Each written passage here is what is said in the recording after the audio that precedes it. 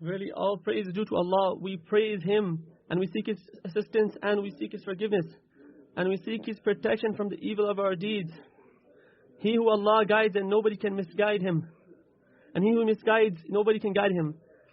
And I bear witness that there is no God worthy of worship except Allah. And I bear witness that our Prophet Muhammad sallallahu alaihi wasallam is a messenger and a servant. May Allah send His peace and blessings upon him. O Allah, send your peace and blessing upon your Prophet. O you who believe, say that which is right. Allah will correct your actions and He will forgive your sins. And he who obeys Allah and His messenger has indeed is the successful one. O believers, Allah mentioned in Surah Saf, O you who believe, shall I guide you to a trade that will save you from a painful punishment? It is to have faith in Allah and His messenger and strive in the cause of Allah with your wealth and your lives. That is best for you if you only knew. He will forgive your sins and admit you into gardens under which rivers flow and house you in splendid homes in the gardens of eternity. That is the ultimate achievement.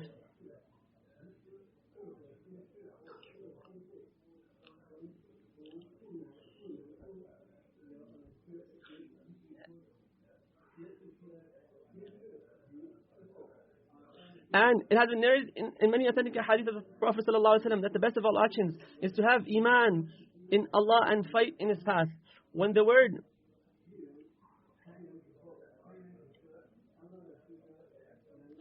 the Prophet ﷺ said that in the body there is a piece of flesh.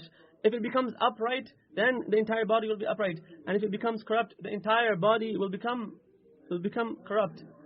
So iman is not merely just wishful thinking or mere a decoration.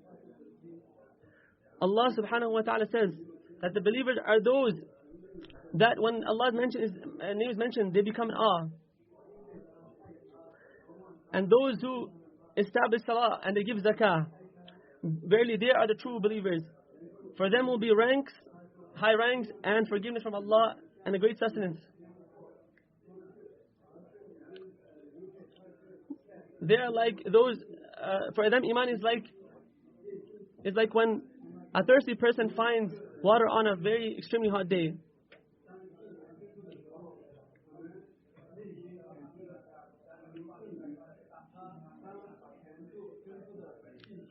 As for actions done by limbs, the best of it is striving in the path of Allah, fighting in the path of Allah.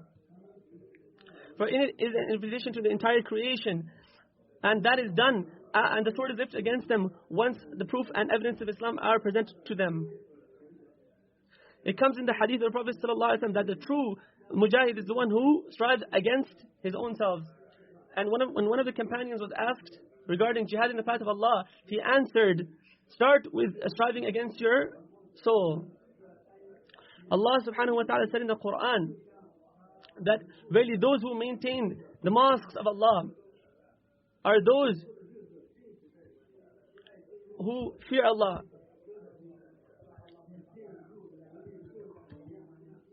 And Allah says in the Quran, houses of worship which Allah has ordered to be raised and where His name is mentioned, He is glorified there morning and evening by men who are not distracted either by buying or selling from Allah's remembrance or performing prayer or paying zakah.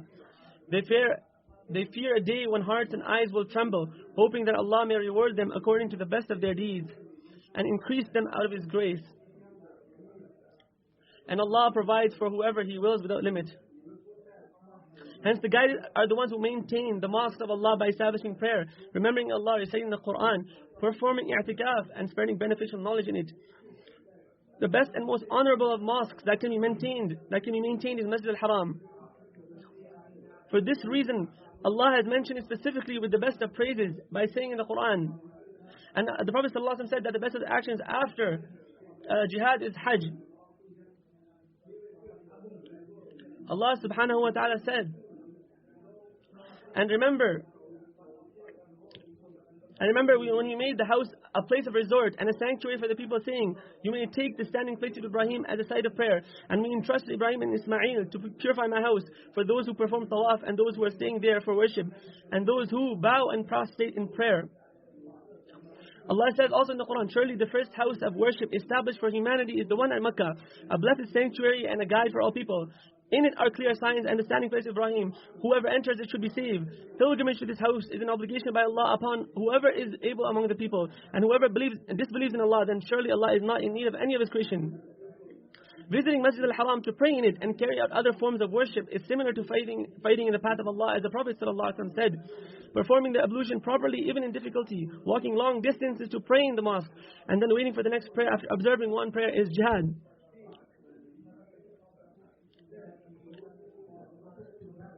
As for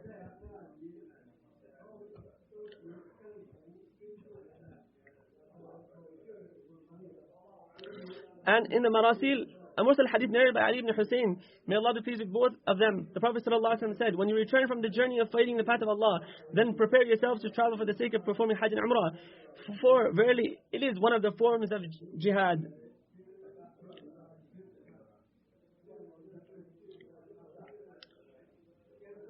The reason is that both require the spending of wealth and exerting one's body and soul.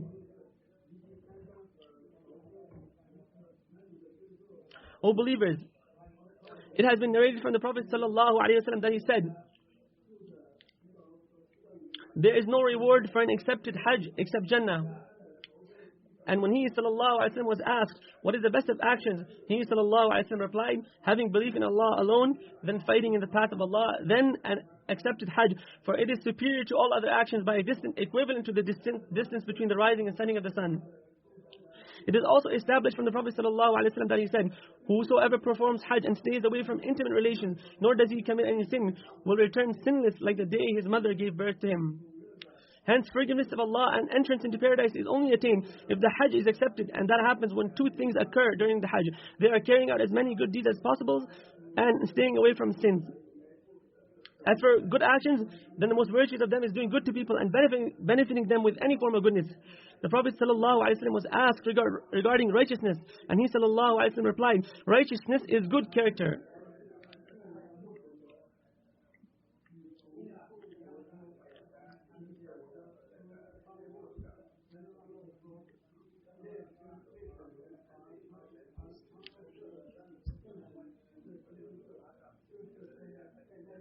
In summary, the best of people are the most beneficial to others and the most patient when others cause them harm. And with these traits, Allah subhanahu wa ta'ala has described His righteous servants. Allah subhanahu wa ta'ala says, they are those who donate in prosperity and adversity, control their anger and pardon others, and Allah loves the good doers.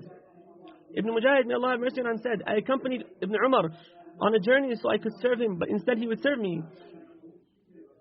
Many of the pious predecessors would make it a condition upon those accompanying them that serving the caravan is their responsibility only. They would do this to earn the reward of serving others.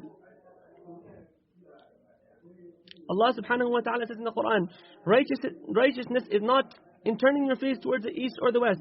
Rather, the righteous are those who believe in Allah, the last day, the angels, the books, and the prophets, who give charity out of their cherished wealth to relatives, orphans, the poor, needy travelers, beggars, and for freeing captives, who establish prayer, pay zakah, and keep the pledges they make, and who are patient in times of suffering, adversity, and in the midst of battle.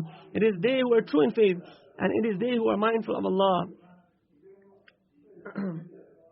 So the true pilgrim is he who believed in Allah and His Messenger, and gave in charity and was patient.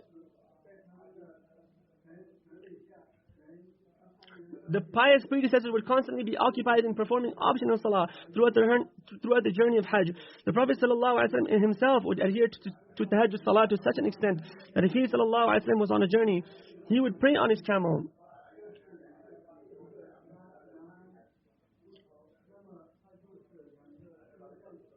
Amongst the greatest forms of worship in Hajj is to remember Allah subhanahu wa ta'ala in abundance.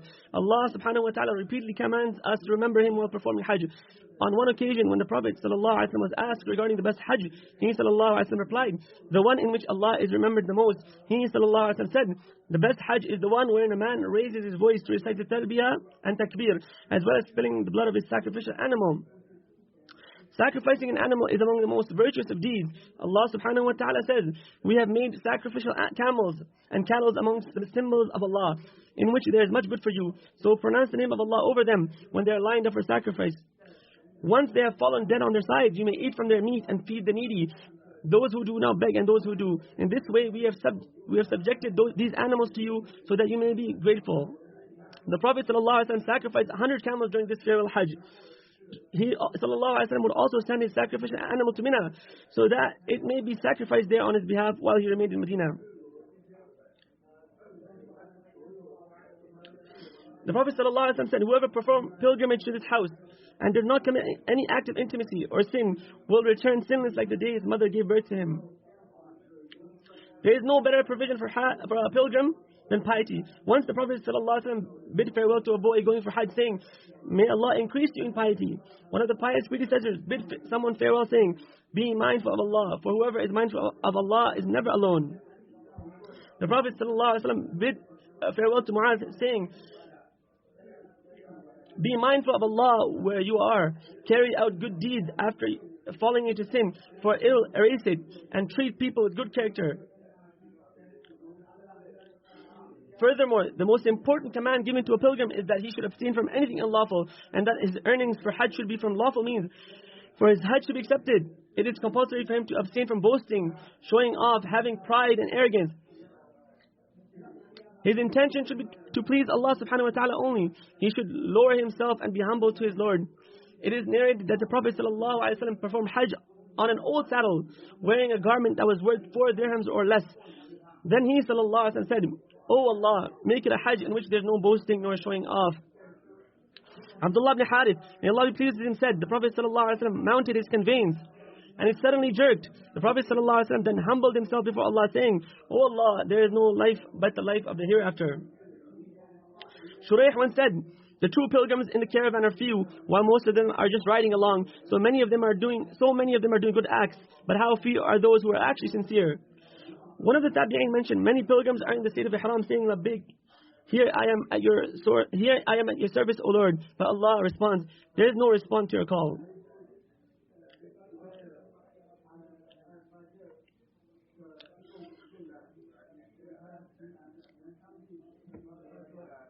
People's hearts are attached to the house of their beloved Allah. Whenever the Kaaba is mentioned, they long for it. When they are reminded of its far distance, they lament. Glory be to the one who has made the sacred Kaaba a place of resort and safety for people. They frequently visit it, yet they never lose interest in returning, because Allah has attributed the Kaaba to himself and declared it his house.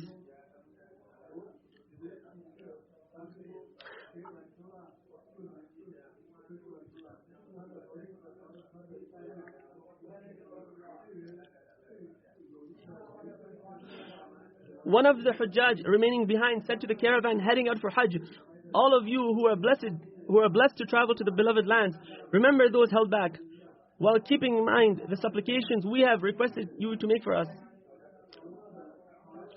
And it has been narrated from the Prophet ﷺ that he said to Umar radiyallahu anhu, oh my brother, please include me in your dua.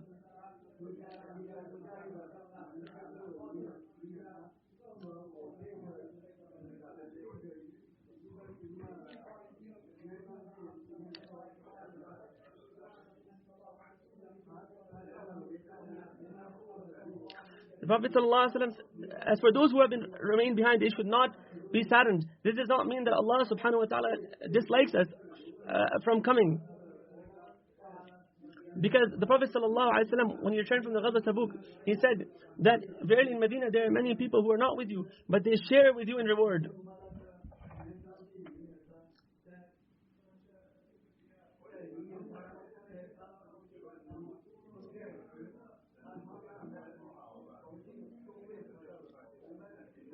One of those remaining behind said to a caravan heading out for Hajj, all of you who are blessed to travel to the beloved lands, remember those held back while keeping in mind the supplications we have requested you to make for us.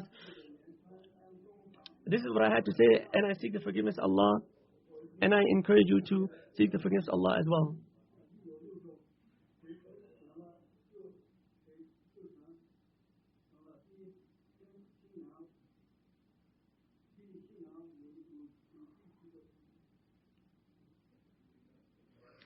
All praise is due to Allah. Our praise which is great in abundance and blessed, as our Lord is pleased with. And we ask Allah to send His peace and blessings upon our messenger, Prophet Muhammad sallallahu alaihi wasallam. O believers, fear Allah as He is ought to be feared, and be mindful of Allah in public and in secret. Know that Allah has prioritized this ummah, and with the blessing of the Prophet sallallahu alaihi wasallam, and through the Prophet sallallahu alaihi wasallam, He has opened for them many doors for good.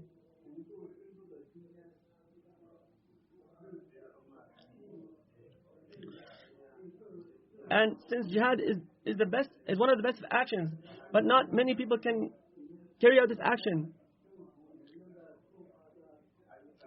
Allah gave to the ummah of the Prophet ﷺ the 10 days of Dhul Hijjah, in which action is the most beloved to Allah.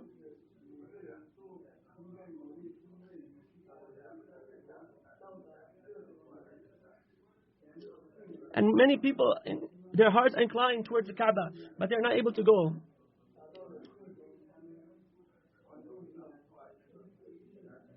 And as a reward for their longing, Allah subhanahu wa ta'ala, even though they have not gone to the Kaaba, Allah gives them the reward of going for Hajj.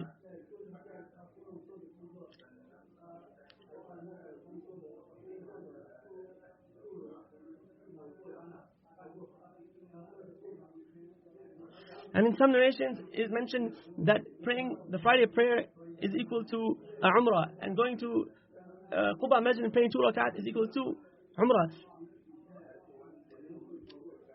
These are some of the actions which are easy to do, but the reward is great.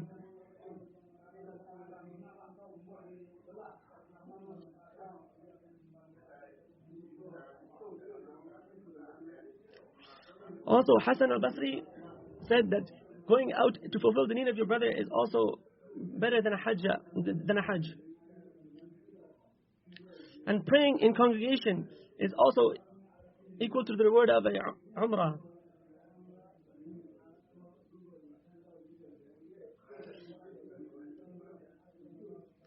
And fulfilling obligatory actions is much greater than a voluntary Hajj.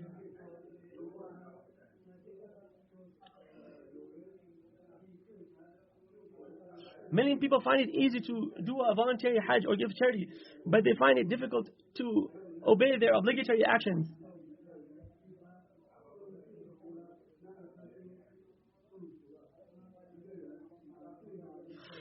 And staying away from wrong is much better than doing a voluntary Hajj.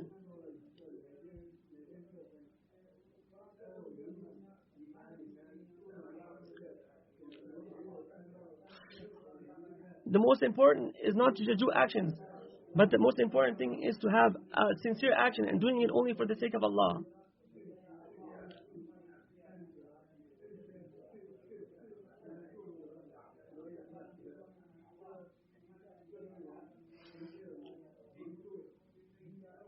There are so many people who go to the Kaaba, but they don't take benefit from it.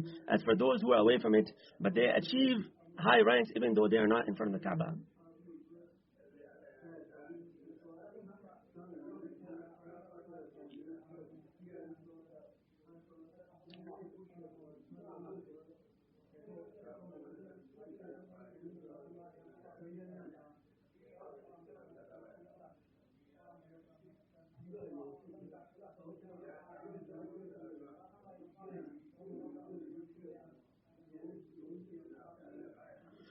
And he who is far away from the Haram, from the sacred area of Mecca,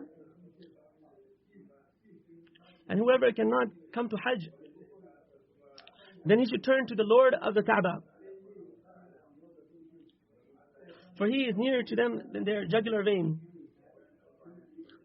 O believers, in these days, fulfill your days with the remembrance of Allah subhanahu wa ta'ala, remembering Him while you're in your shops and on the streets, and increase in saying Allahu Akbar, La ilaha illallah, and sending salutation about the Prophet sallallahu alaihi wasallam. And from the best actions that one can do in these days is to fast on the day of Arafah. For the Prophet sallallahu alaihi wasallam said, that fasting on the day of Arafah, I believe that Allah subhanahu wa ta'ala in return for it will forgive the sins of this year and the past year. This is what I have to say. And all Muslims, send your peace and salutation upon the Prophet sallallahu alaihi wasallam, as Allah has said in the Quran. All you who believe, send peace and salutations upon the Prophet Muhammad sallallahu alaihi wasallam. Oh Allah, send your peace and blessings upon the Prophet sallallahu alaihi wasallam, and be pleased with his companions, especially the four rightly guided Khalifas, and those who follow them with good till the last day.